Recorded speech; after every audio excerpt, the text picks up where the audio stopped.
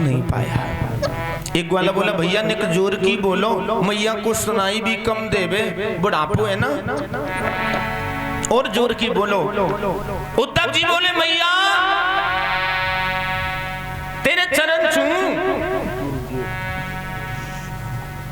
जसोदा ने सुना, जसोदा बोली अरे लाला थोड़ा धीरे से बोलो। कपड़े का एक गुड्डा लिए मैया जसोदा गोद में खिलाए रही। अरे लाला मेरो कन्हैया अबे सोयो माखन मांगत मांगत हम तुम आवाज इतनी तेज लगाए रहे जाग जावे वो, फिर मुंह पे माखन मांगे, फिर मुंह पे मिश्री मांगे, मैं कहां जाको दूं। उद्धव ने देखा पैरों के नीचे जमीन खिसक गई उद्धव के धन्य मैया जसोदा। परीक्षित जी माँ होती है।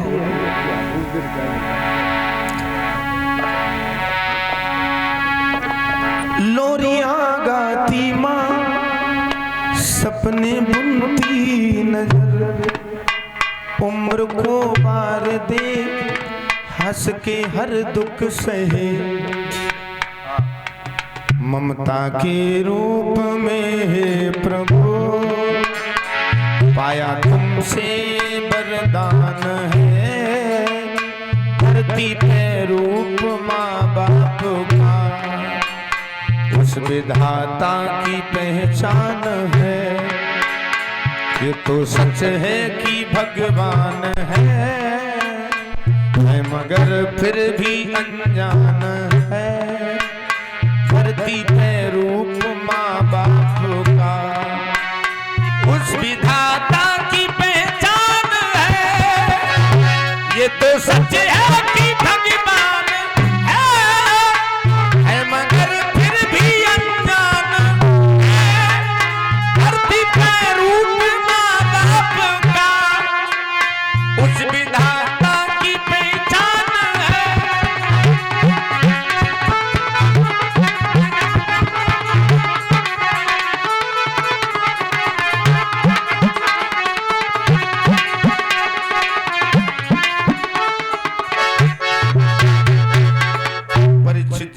माँ होती है, सब कुछ मिल जाएगा ऐसा आजकल पापी दुनिया में, लेकिन परीक्षित जी माँ होती है।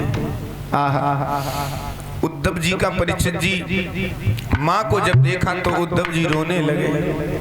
लाला मैया जसोदा को तू छोड़ गए हो, मैं जाऊंगा और जाकर के गोविंद से शिकायत जरूर करूंगा कि तुमने मैया जसोदा को क्यों छोड़ दिया।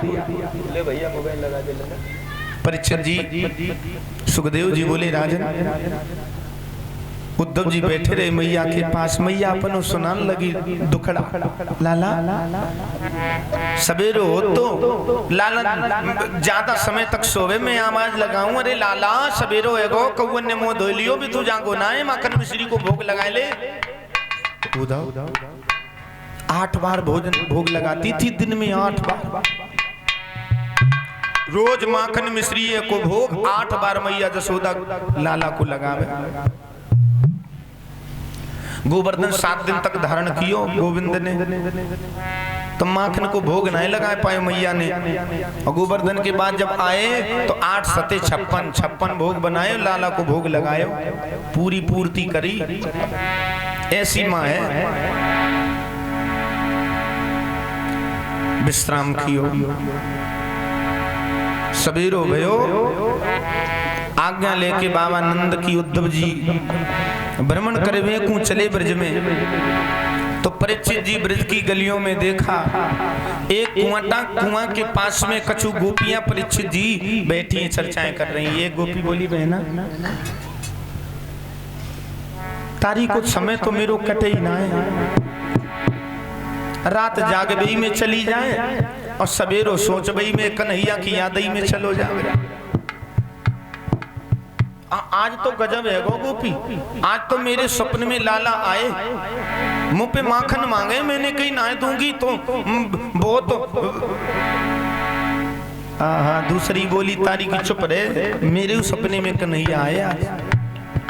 सब अपनी अपनी बात करती। उद्धव जी खड़े होकर देखने लगे। एक गोपी बोली मेरे उस सपने में आए, मेरे उस सपने में आए। राधा जी बैठी थी, बोली धन्य हो गोपियों। राधा ने दोनों हाथ जोड़कर सभी गोपियों को प्रणाम किया।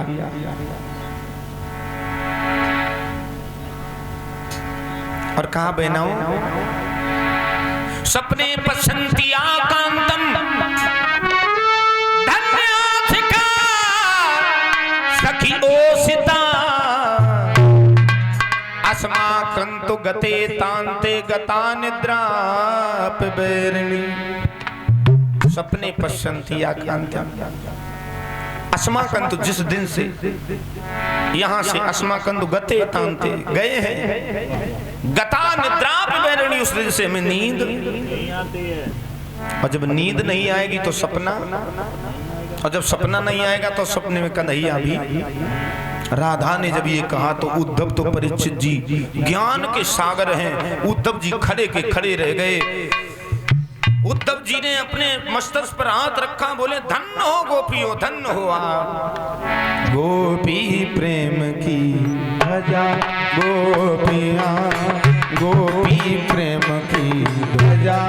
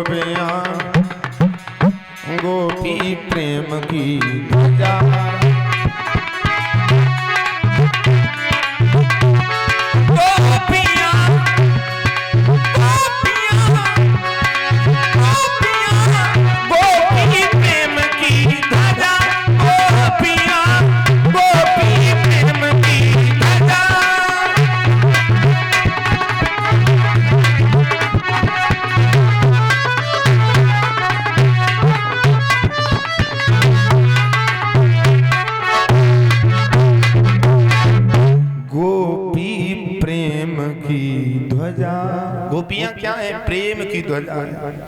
प्रेम यदि देखना है तो गोपियों से सीखो। और ये शारीरिक प्रेम नहीं था। आजकल के जो मूर्ख कह देते मैं तो राधा की तरह तुम्हें प्रेम करता। आजकल के अज्ञानी काहे के सिर्फ शरीर की सुंदरता को देख करके जो मोहित हो जाए। ये जमाना ऐसा हो गया, भ्रष्ट हो गए लोग। 144 वर्ष के बाद महाकुंभ पड़ा है हमारे। परीक्षित जी वहां लोग जा रहे हैं, लेकिन बारी दुनिया, बारी बेढंगी दुनिया। एक लड़की कोई है, वो माला बेचती है, तो आंखों की वजह से इतनी वायरल हो रही है कि सब उसके पास जा रहे। कुंभ तो छोड़ो, महाकुंभ 144 हमारी शायद बात की हमारी 3 पीढ़ी व्यतीत हो जाएगी तभी ये कुंभ पड़ेगा आगे। लेकिन इतना पावन पर्व अमृतकाल चल रहा है, वहां पर लोग जाते हैं, कोई रील उसके साथ बनाने जा रहा, कोई सोचता फोटो खींच रहा है, कुंभ का कोई ध्यान नहीं। बारे दुनिया, यही तो दुनिया है भाई, बेढंगी। मोह माया से बचो, और खुद पड़े हैं पैसा के चक्कर में। परीक्षित जी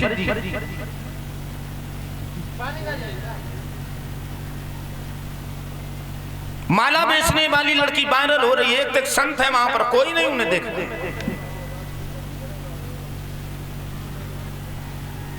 आंखों की आंखें उसकी थोड़ी सुंदर है, और काहे की सुंदर, कहां सुंदरता है? सवेरे सो के उठे तब देखो जाकर के आंखों सुंदरता निकलेगी चीपड़ उस पर। बताओ माताओं बहनों भाई बंधु, कुछ सुंदर है शरीर में? इस शरीर में कुछ चीज सुंदर है? कोई नहीं सुंदर।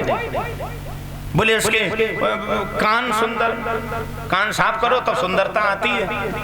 मुंह सुंदर, ही बुढ़ापे में खकार के थूक देते हैं, सुंदरता बाहर। आंखें सवेरे सवेरे निकलता है इससे कीचड़, सुंदर। और आगे पीछे क्या? कोई सुंदर नहीं। लेकिन वही दृष्टि में पड़े हुए रक्त मांस हड्डी के ढेर में चढ़ा हुआ है चाम, इसे देख कर लोगों की हो जाती नींद हराम। लीला तेरी बड़ी अजब है राम। हम मोह माया से भैया बड़े दूर हैं, लेकिन फिर भी चक्कर में पड़े। एक तो मैंने देखा है, एक दो तो संत उस लड़की के साथ में फोटो चक्कर। बता माया फंस।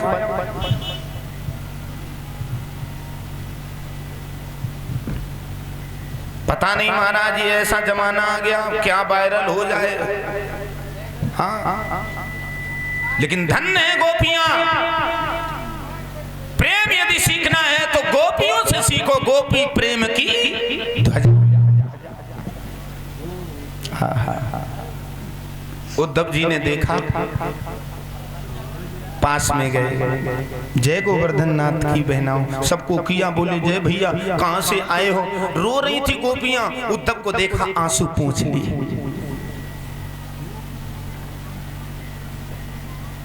पोंछ लिए आंसू गोपियों। क्यों? अतिथि आए, अतिथि देवो भव। अतिथि आवे, चाहे जितनी पीड़ा होवे वो मैयाओं, चाहे जितनो दुख होवे, चाहे जितनी विपत्ति होवे, अगर अतिथि द्वार पे आ जाए तुरंत उसको पूछो, भोजन पानी पूछो, भोजन कराओ और लेटने का इंतजाम करो। अतिथि का ना जाने किस भेष में आकर वो नारायण मिल जाएगा। निर्मल मन के दर्पण में तू राम के दर्शन पाएगा। परीक्षित जी पता नहीं किस भेष में गोविंद आ जाए। तुलसी आप संसार में सबसे मिलियो धाय, ना जाने किस भेष में वो नारायण मिल जाए। भिखारी आवे, अरे इतनो अट्टो कट्टो शरीर ले घूम रहो रे, कुछ फैक्ट्री अट्टी में कमा जाए, तेरी बुद्धि खराब है का? मांगन चलो। पता नहीं भगवान ही आए हो।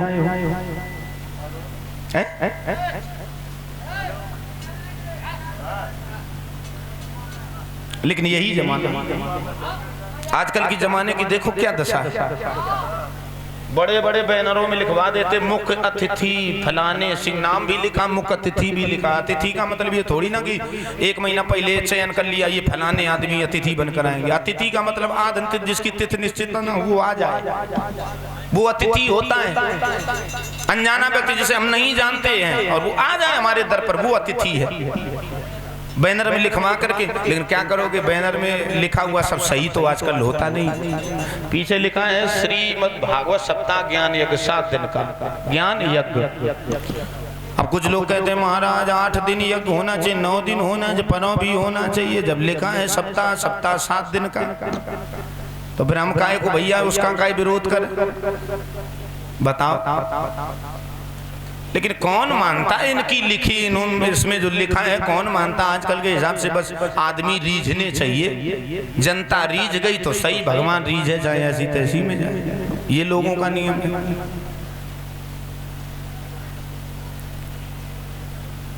परीक्षित जी उद्धव जी पास में गए, राधा जी ने बुलाया, कहा आओ भैया, आओ ठाकुर बटोई, अदुई घरी यहाँ बिलमाई लीजो। हम अपने दिल की कह रही हैं, तुम अपने दिल की बताए दीजो।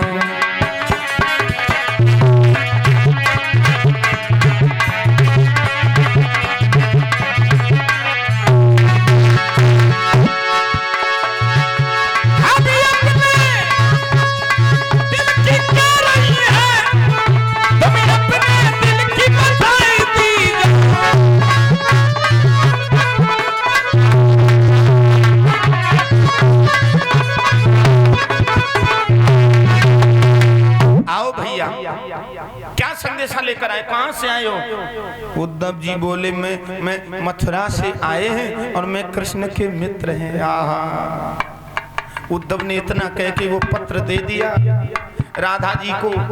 राधा जी ने, लाडली जू ने पत्र तो ले लिया, लेकिन लाडली जू राधा जी कुछ बोली नहीं। चंदा नाम की गोपी बोली, एक बोली क्यों उद्धव मथुरा से आए हो? ये पत्र लेके आए। अरे उद्धव, जो कन्हैया इन ब्रज की गलियों में घूमता रहा हो, सुबह से शाम तक उसके 10-25 बार दर्शन करती थी, फिर भी इस दिल को सुकून नहीं आता था। और बरसों बीत गई हैं, ये पत्र लेके आए कि शांति हमें धीरज मिल जाए। नहीं मिल सकता उद्धव, ये पत्र हमें धीरज नहीं दे सकता है। बोलो रे। जैसे ये कहा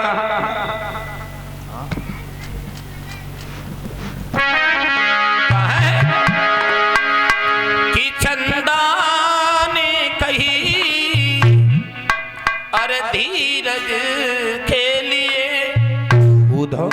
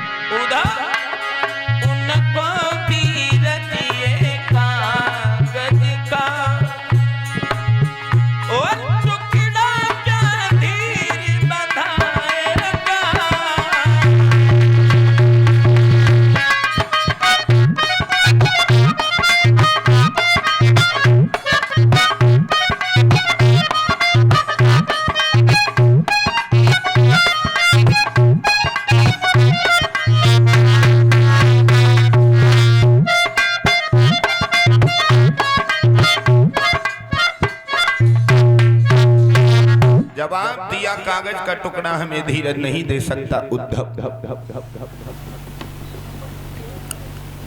गोपी ने कहा उद्धव तुम काहे को आए हो? उद्धव बोले हम तो यही संदेशा लेने आए थे गोपी। एक गोपी बोली उद्धव क्या कन्हैया हमारी उस ब्रज में याद करते हैं, इस ब्रज की मथुरा में रह करके? उद्धव बोले बिल्कुल, हमेशा आपका ही ध्यान करते हैं। कभी कभी तो गोविंद ब्रज की यादों में समाधि में बैठ जाते हैं। उद्धव बोले गोपियों एक काम करो तुम। क्या? उद्धव बोले ऐसा करो तुम निर्गुण भक्ति में चली जाओ, निराकार ब्रह्म। राधा बोली उद्धव निराकार ब्रह्म? अरे एक मन था, वो तो कन्हैया ले गए, अब दूसरा मन में कहां से लाऊं जो तेरी इस निर्गुण भक्ति में लगा। अगर तेरे कबाड़ खाने में कोई हो मन 10-20 पड़े हो तो एक हमें भी दे दे उद्धव, ताकि तेरी निर्गुण भक्ति में लगा दे। कहा उद्धव प्यारे, उद्धव प्यारे मन ना भय 10-20 एक हतो,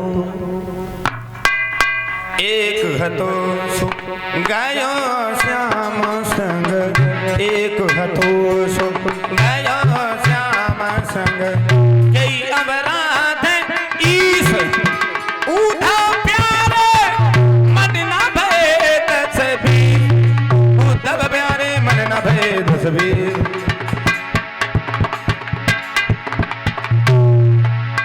उद्धव प्यारे मन न भय।